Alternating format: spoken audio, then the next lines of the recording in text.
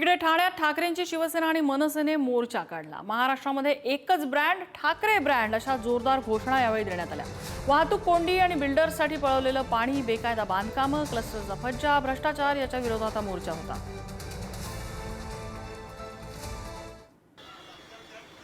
सरकार तुमचं ना कळव्यात पाण्याचा मोर्चा। अरे तुम्ही जाऊन मुख्यमंत्र्यांकडे बसून सांगायला पाहिजे 10 MLD पाणी वाढवून द्या, आणि मुख्यमंत्र्यांनी ऑर्डर करायला पाहिजे, दिली ऑर्डर, द्या, वाढवलं पाणी। अरे तुम्ही कसले मोर्चे करता? सत्तेत बसून कसले मोर्चे करता? कारण का वाटा ठरलेला आहे, मुख्यमंत्र्यांनी ठाण्यात लक्ष घालायचं नाही। ठाणं हे दे दिया है, तुम संभालो, हम उसमें देखेंगे नहीं। पोलीस अधिकाऱ्यांच्या बदल्या हम देखेंगे नहीं, आयुक्तांच्या बदल्या हम देखेंगे नहीं। ठाण्याला मुख्यमंत्री म्हणून त्यावेळेला मिळाले, पण त्यांच्या कारकिर्दीमध्ये काय केलं त्यांनी?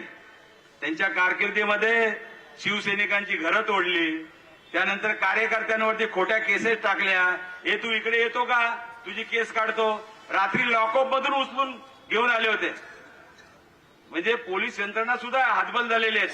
आज महापालिकेचे आयुक्त एवढे हातबल झाले होते की या ठिकाणी त्यांचा दोष नसताना या सर्व गोष्टीचा त्यांना ऐकून घ्यावं लागलं। आणि म्हणून मला वाटतं या सर्व भ्रष्ट कारभाराचे या ठिकाणी पर्दाफाश करण्यासाठी सर्व मंडळी इथे आलेली आहेत। तिच्या आईला आमच्या कोकणातला जो एक कोण तो, अरे कोण यायला ठाणेकर गारटले नाही रे, मला ऐकायला येत नाही। उद्धव साहेब मला झोप येत नाही, उद्धव साहेब मला झोप येत नाही, मला त्रास होतो, मला त्रास होतो। माहिती आहे ना, त्या आईला झेंडू बामची मी ऍडव्हर्टाईज एवढी केली, मला रॉयल्टी मिळायला पाहिजे।